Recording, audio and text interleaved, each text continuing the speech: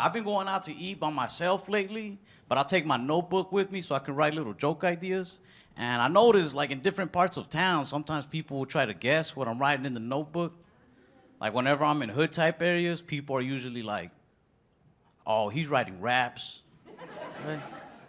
But whenever I'm in, like, a nice uptown Starbucks, then people are like, oh, he's writing raps.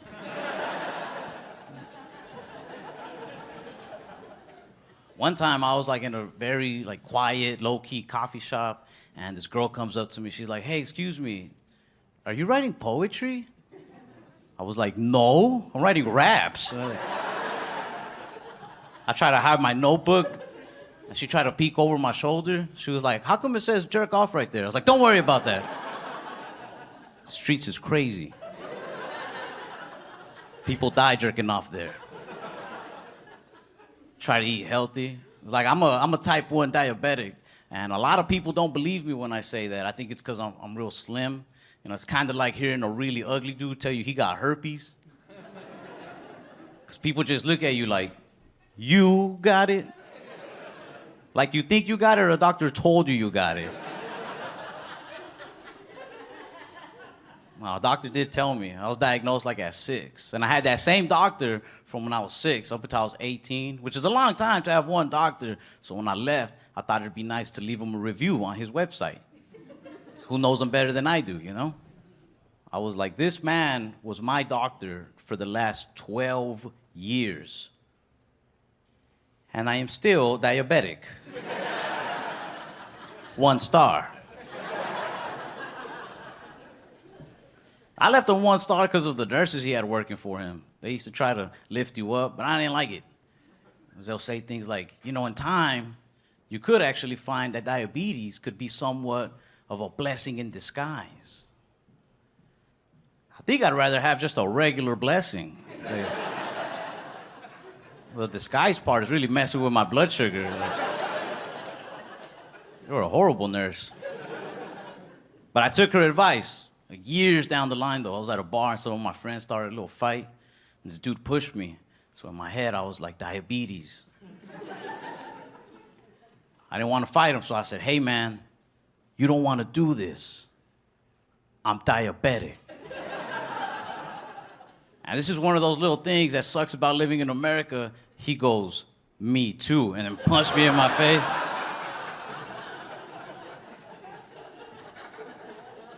I've never cared about like a weight problem or a diabetes problem in this country, but when that happened, I was like, this is out of control, man, it's diabetes. I saw it as like, come on, man, we gotta stick together, but he saw it as like, nah, 2 types walked in, 1 type's walking out.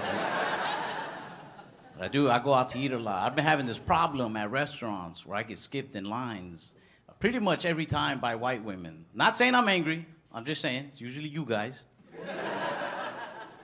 But I don't think it's a race thing. Like, I don't think white women are skipping me because I'm Hispanic.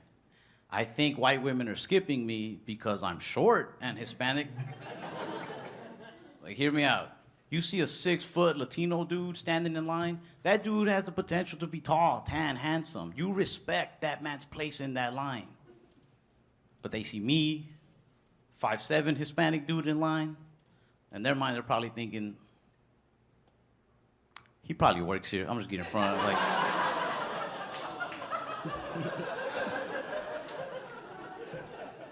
I don't say anything though. I don't really think it's a big deal. If anybody's wrong in the situation, it's me. Because if it's a good-looking white girl, I'm like, man, whatever. But if it's like a white woman that has a ring on her finger, then I'm like, racist. I don't say anything though. I feel like I learned my lesson once. Because I skipped a white woman once. I got in front of her and she goes, you're gonna regret that. I was like, whatever. I didn't think nothing of it. I brushed it off. Then like 2 days later, I went to my old neighborhood to visit my grandma and they turned their house into a yoga studio. I was like, ah.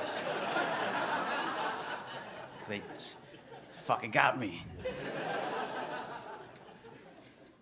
Honestly, I kind of like when I get skipped by white ladies. Only the older ones, because they do it with like some guts behind it, with some attitude. You know, like older white ladies with the little glasses. They'll get right in front of you and then look back at you like, what? Go ahead, say something. This is a target. Who do you think they'll believe? I'm like, fair enough, fair enough. I don't know where I fit in.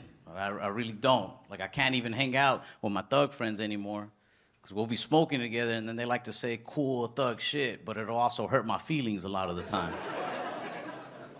They get real dramatic when they hit the joint and be like, man, dog, you know, when I think about it, all my real friends are either dead or in jail by now.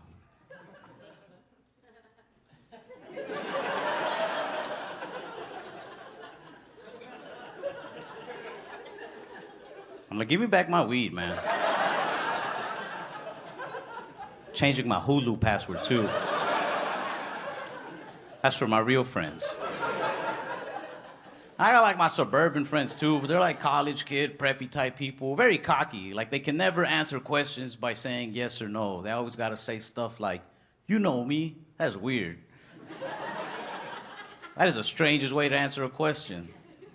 Talked to my buddy James. I was like, yo, James, a couple weeks ago, we were hanging out at that bar, and you seemed to hit it off with that one girl, and I've been meaning to ask you, did you two go home together? He was like, Ralph, you know me. You know me. I was like, dude, she's been missing for like 13 days, man. I don't know you at all. My educated friends are trying to get me into politics more. They're like, man, you don't ever see these immigrant stories on the news and get upset. You know what I mean? Because our parents were immigrants. Doesn't it make you mad the way they treat people? I was like, I don't watch it, but I mean, I'll try. Because I get it. Everybody has something to be offended by, you know? Like, and I want to be a part of my people. I want to find something to get offended about. I want to be mad. I was watching all these different political channels, but I couldn't care much. Until I started watching CNN. They were doing this special on China. And now I started getting a little offended, right? It caught me. The first thing that caught me, 80% of Americans don't trust President Xi Jinping. And I don't think that's true, because I don't think 80% of us knew China had a president. Called my buddy Peng, because he's from China. I was like, yo, you guys have a president in China? He says, no. He said, it's more of like a chairman position. I was like, oh, well, I don't trust him. And then I kept watching. They said, the biggest threat to our country is the country of China. And that's where I got mad. Because China has not only clothed and fed me for the last 20-something years, but after every meal, they give me a little message of inspiration. China's my biggest threat? No. I'll believe they're my mom before I believe they're my biggest threat. They start pressuring me to vote a lot. I don't like that either. I miss being a little kid, getting pressured into more human things, like gangs, drugs. You knew which one was dangerous. But with voting, you can never pick a right side sometimes, you know? You think you know, and then somebody comes out of the shadows with some hidden facts that they read online. It's hard to know what's true or not. You'll be like, hey, yeah, I'm gonna go Democrat because I heard they got a good health plan. They're like, no, yeah, they do. It's a good choice. And then out of the shadows, somebody pops up like, but also, they eat children. Oh. Okay, I don't want that. Let me check out the Republican side. And you get the facts on them. Oh yeah, they got a good budget plan. They're really trying to fix up the economy. You'll like it. And then out of those same shadows, somebody pops up with like, but also, they're the ones who purchased the children. Like, I'm good on kids, man. I'm good. I do want to vote. I do want to, but honestly, I want to do it for bragging rights. I feel like one day there's going to be a badass president who legalizes all sorts of cool things across the country. Like mushrooms, weed, prostitutes. Not saying I'm just going to go indulge in all of these, but I would like to think if, you know, by some circumstance I find myself sharing a legitimate blunt with a legal prostitute as we file her W-9. in that moment, I want to be like, you're welcome, by the way. I voted. I did this. Like, it's just scary. Like, you really do got to get informed, man. You can't just make a snap decision. Like, I'm 25, but I don't feel like I'm old enough to vote. You know, like I want to pick a president, but at this age, like I'm still learning how to pick good mechanics.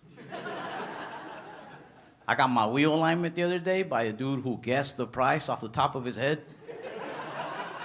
I just pulled in. I was like, "Excuse me, sir, how much is it for a wheel alignment?"